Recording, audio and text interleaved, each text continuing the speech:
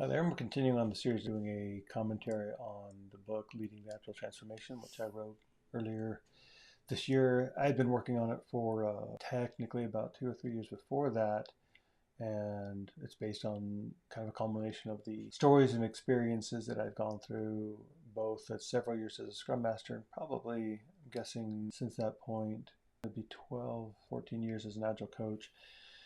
So you're kind of getting a blending of a lot of different experiences, as well as when I'd first written the book and it was in talks with the publisher. They said this is great, but they wanted more of a textbook, and I was really wanting something that was fictional.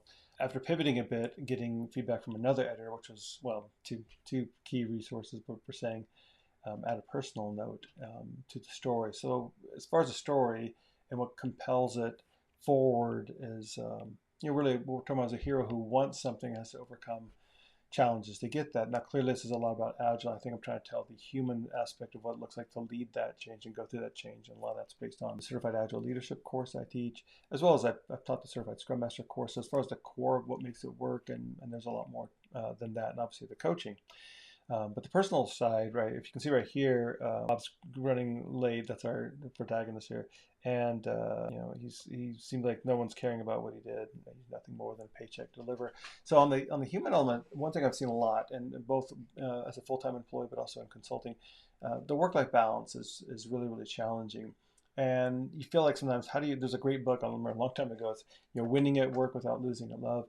And we can lose ourselves. One, just in balancing demands, clearly. But I think for me, what I went through personally was a shift of identity and where I got validation. So here, Agile's taking off, and I was early in. So there's a lot of feeling like you're the go-to person or an expert or being asked to speak and all this stuff.